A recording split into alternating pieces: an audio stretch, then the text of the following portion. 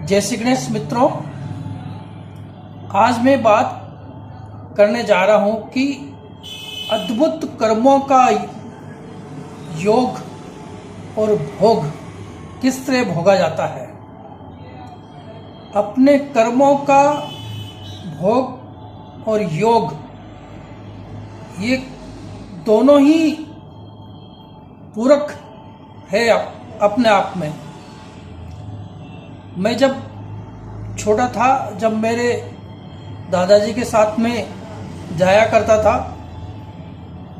तो एक अद्भुत घटना उन्होंने बताई थी कि योग किस तरह काम करते हैं और भोग किस तरह भोगा जाता है।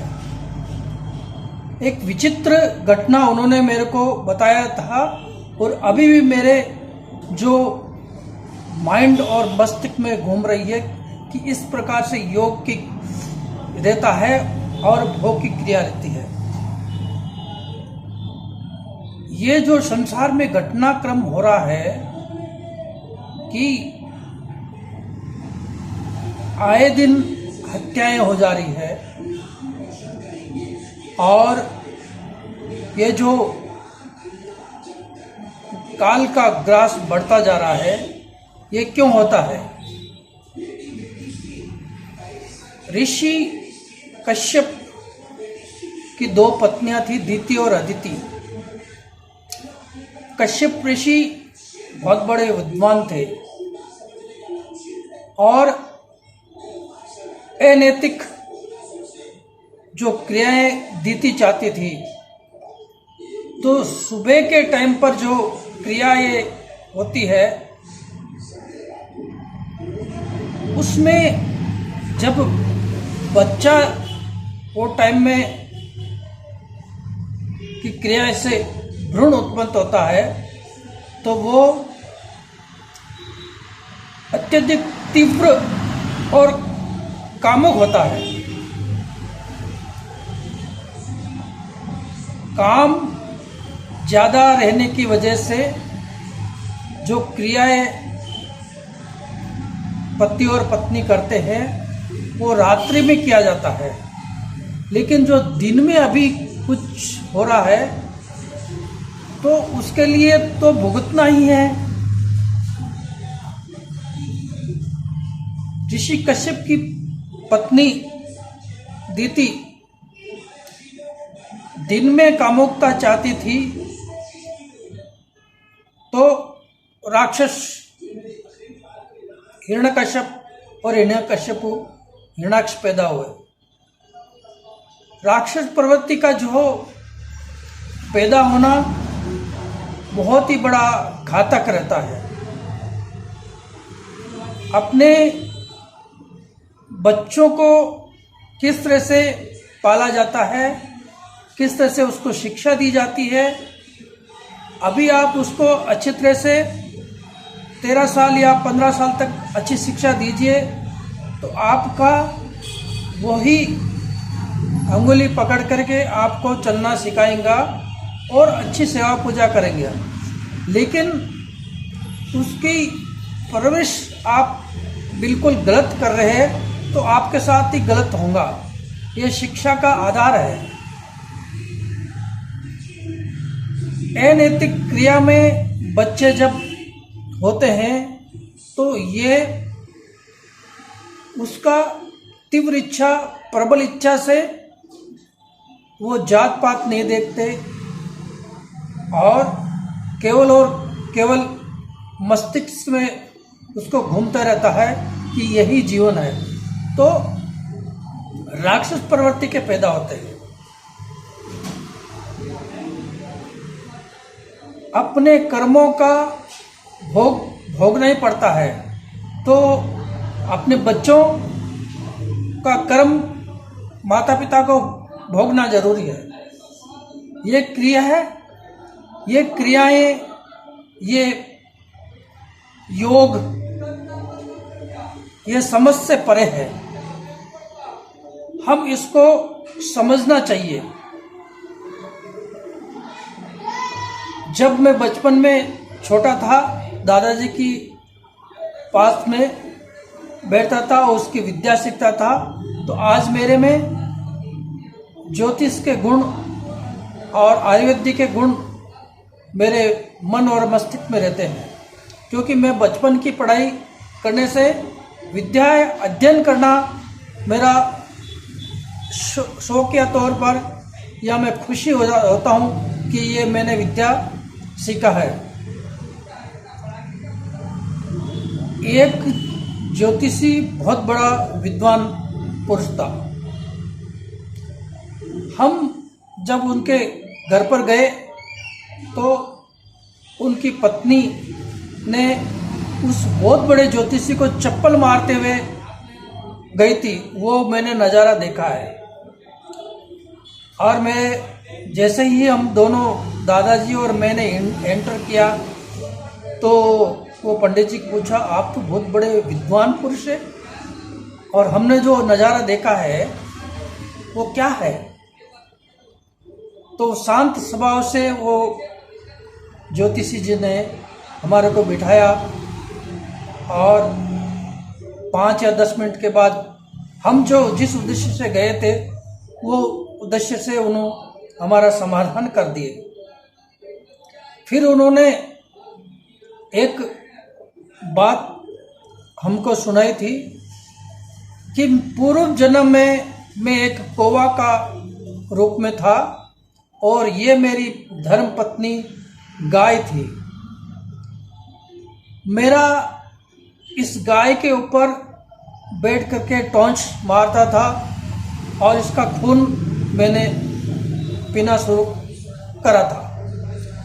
जब मुझे बहुत ही अच्छा लगता था, लेकिन ये बेजुबान गाय पहुंच से इधर उधर भटक करके मेरे को वहाँ से उड़ा देती थी। फिर आकर बैठता था, फिर मैं चोंच मारता था, कुछ जानवर को खाता, इसकी पीठ पर ले जाकर बैठता था, कुछ रोटी भी ले जाता, इसकी पीठ पर बैठता था। इसका खून मैंने बहुत ही पिया। कालांतर में क्या हुआ, इसकी भी मृत्यु हो गई, मेरी भी हो गई। मेरी मृत्यु एक सिद्ध पुरुष की खोपड़ी में जल भरे उसमें हो गई थी। तो सिद्ध पुरुष की वजह से मेरे को ये ज्योतिष का ज्ञान प्राप्त हुआ। ये दूसरे जन्म में एक ब्राह्मण की कन्या में पैदा हुई और मैं भी ब्राह्मण का रूप में ये घर में पैदा हुआ। मेरे माता पिता इसको पसंद करने के लिए बुलाए थे, तो मैंने तुरंत इसका चेहरा देखते ही हाँ भर दिया। लेकिन इसकी घृणा मेरे को देखते ही मतलब ऐसा आवेश में गुस्सा से ये भर गई थी। बच्चे के माता पिता का जिद के कारण इसको तो मैं पसंद नहीं था। वो ज्योतिषी बोल रहे हैं कि इसको तो मैं पसंद नहीं था, लेकिन उसके माता पिता की जिद के कारण ये बेचारी ने मुझसे शादी करा। आज आप जो दृश्य देख रहे हैं वो बहुत ही सत्य है। मेरे को चप्पल से मारती है, मैं विवश होकर वो चप्पलों को खा लेता हूँ। फिर जो भी मेरे को भोजन बनाती है मैं भोजन करता हूँ। लेकिन कर्ज इसका मैं आज चुका रहा हूँ। बहुत ही सच्चाई से वो ज्योतिषी संत महात्मा के आधार पर रूप में थे और हमारे को ये घटना बताई थी। लेकिन अभी ज्योतिषियों के पास क्या है क्या नहीं है वो सब जानता है, लेकिन एक क्षण भर के लिए हम बता सकते ये क्या ज्योतिषी है, ये तो पत्नी के हाथों से चप्पल की पिटाई खा रहा है, मार खा रहा है। कर्म का भोग भोगना है। वो पूर्व जन्म में कौवा रहने से सिद्ध पुरुष की खोपड़ी में जल भरे और उसमें रहने से उसकी मृत्यु हो जाती है। और संयोगवश उस तपस्वी सिद्ध पुरुष की वजह से ये ब्राह्मण का रूप धारण किया है, इतनी बड़ी शक्ति उसको मिली है। ब्राह्मण है तो वही उसको कर्म का भोगना है। दूसरा भी उस जन्म लिया तो कर्मों का भोग उसको पीछे से लेकर आता, खींच कर लेकर आता है। कुछ आश्चर्य की बात नहीं है कि ये नहीं है, ये होगा, ये अपनी कल्पना के परे है। इसके पहले ही अपन बन जाओ कि अपना काम अच्छी तरह से करो, किसी को सताना नहीं, और हो सके तो मदद करना है। अगर आप मदद नहीं करना चाहे तो न्यूट्रल बनकर रहे, उसकी मजाक मत उड़ाए। गरीबी की मजाक उड़ाना आपको ऊपर लग जाती है। हंसी की मजाक, गरीबी वो किस परिस्थिति से रह रहा है, क्या है, वो उसी को ही मालूम है। फटे कपड़े कोई पहनता है तो उसकी मर्जी है, उसका कर्मों का भोग भोग रहा है। लेकिन आप कौन होते हो कि ये वैसा था, ये वैसा है। व्यक्ति पागल क्यों हो जाता है? उसका कर्मों का भोग पागल जितने दिन रहना है वो रहता है। शनि की 7.5 में ये सब कुछ शनि महाराज करते हैं। जैसे समय निकल गया, उसका समय अच्छा आ गया। अगर आप समझदार बनेंगे तो आपकी समझदारी काम आएंगी। लेकिन किसी का हंसी का पात्र, गरीब की हंसी उड़ाना बहुत ही बड़ा मूर्खता काम है। ये इंसान को समय कराता है, समय के आधार पर ये जीवन जीता है। ये समय का पहिया है।